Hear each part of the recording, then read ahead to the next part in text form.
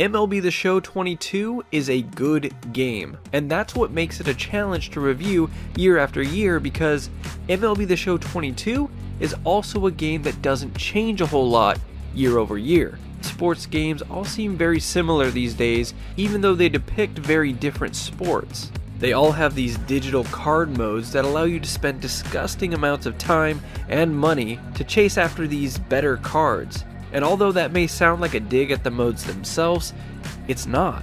Stick around and you'll actually see that I'm probably a bigger fan of Diamond Dynasty this year than I ever have been in the past. Instead, that comment is more of an indictment on the lack of creativity in what I consider to be an art-based medium.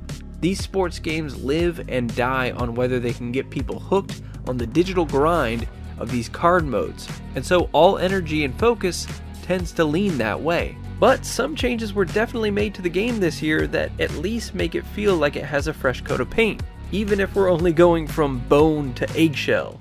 New card. What do you think? Good coloring. That's bone. And the lettering is something called Cillian Braille. It's very cool, baby, but that's nothing. Look at this. That is really nice. Eggshell with Romalian type. What do you think? Nice. So let's dig into what's new with MLB The Show 22 and whether it's worth your valuable time and hard-earned money. The gameplay in MLB The Show, in my opinion, has always been pretty great. They have an excellent foundation that they continue to tweak and make more dynamic, and that's the same here. I played over 500 hours of The Show 21, so I'm able to notice the small changes when I see them. Pitch speeds are definitely different this year.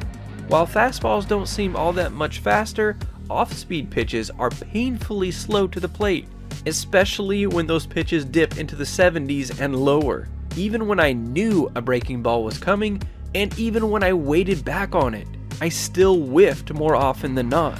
This is a good thing though. It gives more challenge to the base difficulties without making things feel unfair. When you do get the bat on the ball trajectory seems to be more dynamic. Many years ago, you would always know the outcome of a hit based solely off how it came off the bat. Sony San Diego has done a good job getting that outcome to be less predictable and more varied.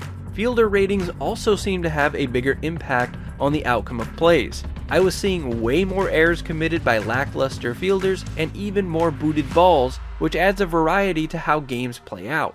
It creates more drama even though it might make you want to chuck your controller at the wall.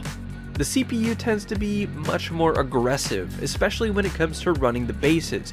They will test you and your outfielder's arm way more than before, which is great because it also creates more drama and allows your fielders more chances at assist stats, something that was sorely lacking when comparing real-life stats to a user's. That's not to say that gameplay in the show is perfect though. I was still seeing lots of players speed boosting around the field to make plays happen, and odd animations will sometimes trigger. Even with that, the show plays a mighty fine game of baseball and does a nice job at respecting the simulation aspects of an intricate sport. The biggest changes to the show this year came by way of presentation updates. For more than 15 years, Matt Vasgersian has been the voice of the show. Along the way, Matty V has had a revolving door of color commentators join him, but Vasgersian was always the constant.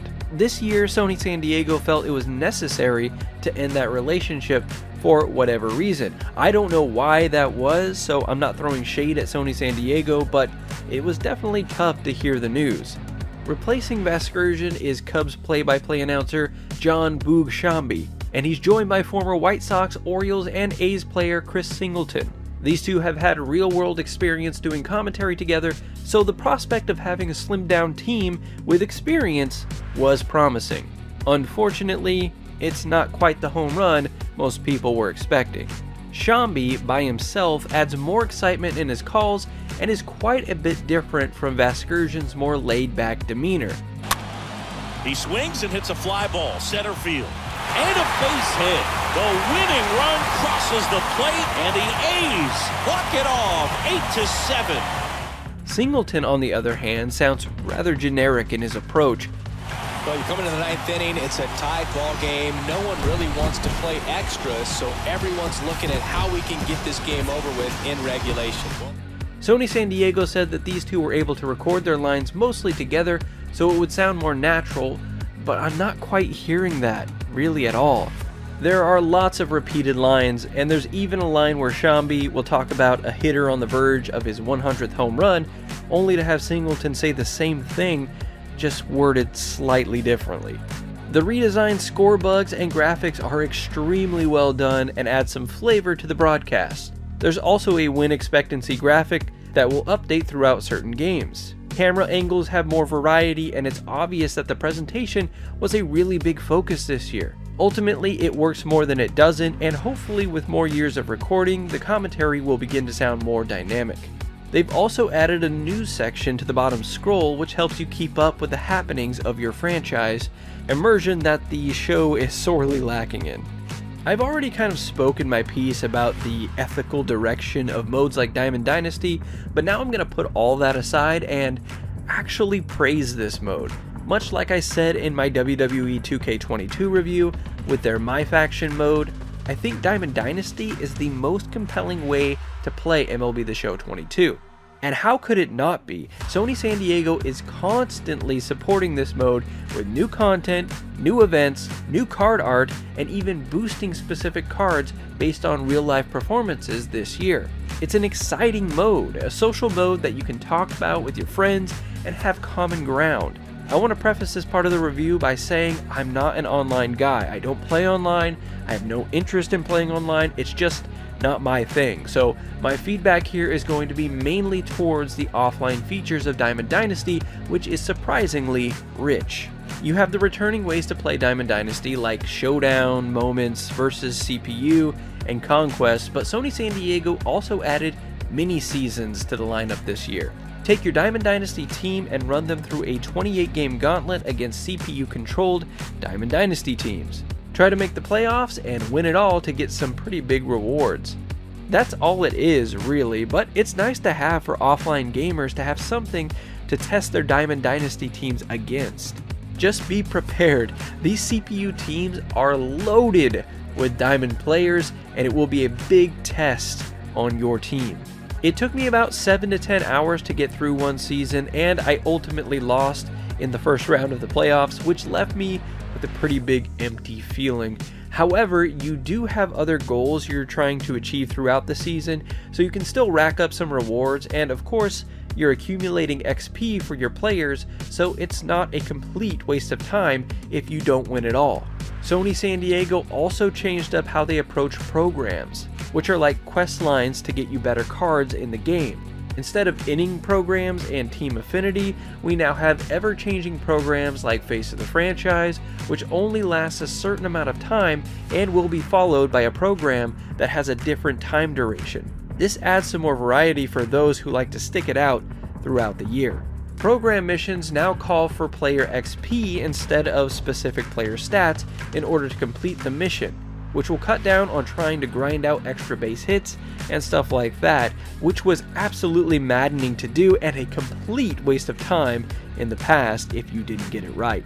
There are also chase packs now, which are packs within packs to give you rare rewards. The intricate nature of this mode truly blows my mind, and it's not simple for someone to just jump into.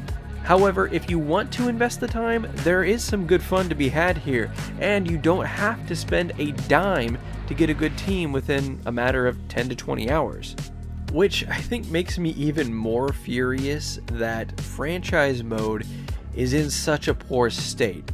If you thought last year was a thin year for updates for franchise mode, well, surprise, it's even thinner this year. Like Christian Bale in The Machinist thin? Yeah. The updates basically amount to CPU roster management tuning. This still functions as a franchise mode, you can guide your team through multiple seasons and all that entails, but man, it's like if I have a car that only runs half the time and a window's been punched out and it's got a hefty bag covering it and the paint's chipped and faded and my brake light is out and all I do is hit it with a can of spray paint and that's it for a year. The CPU still offers some mind-boggling trades. The draft is still filled with potential closing pitchers who the CPU gladly snatches up in the first round. Seriously, look at this 2024 draft where the CPU picked 3 closing pitchers in the top 6 picks. Scouting is still boring, generated rookies still look weird, player development is still something that's not even worth digging into, top prospects still sign bad deals. I think you get the point. They didn't lie, they did tune some free agency things, like top free agents will wait a bit longer to sign, the CPU won't value relief pitchers quite as much, etc. But my god, Sony San Diego should be absolutely ashamed of what they repeatedly trot out as upgrades to franchise mode. It was inexcusable years ago, and by now, it's a blight on an otherwise great game.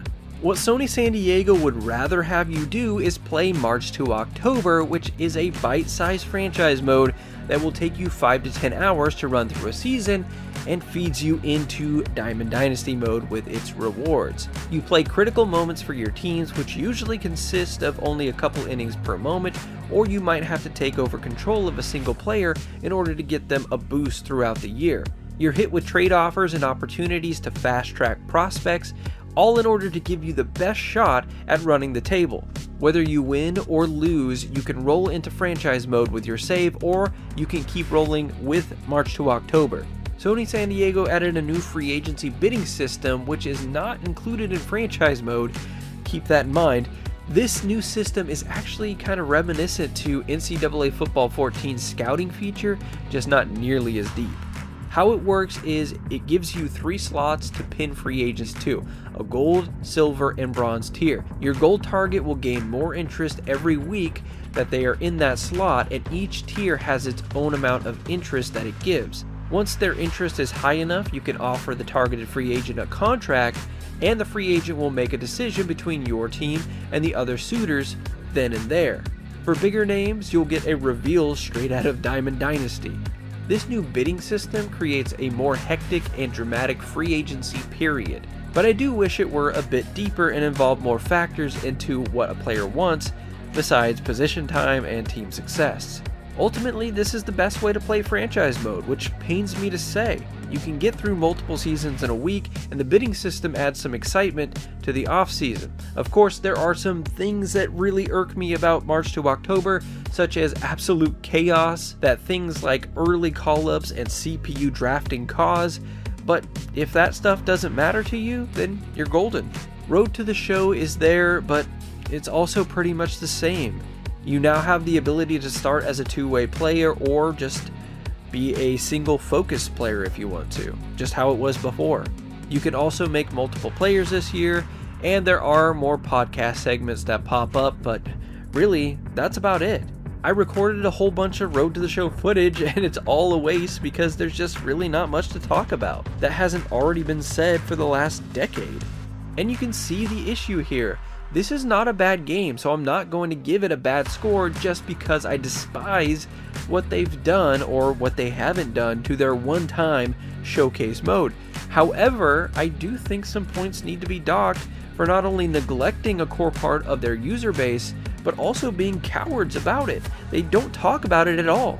Alright, time to calm down and slap a score on this sucker, send it home. MLB The Show 22 is a celebration of the great sport of baseball. It plays well, it has plenty for you to do, so the value is definitely there, and if you're into Diamond Dynasty, it should keep you going for quite some time. But cobwebs continue to build up on some of their most important modes, and legacy issues still exist.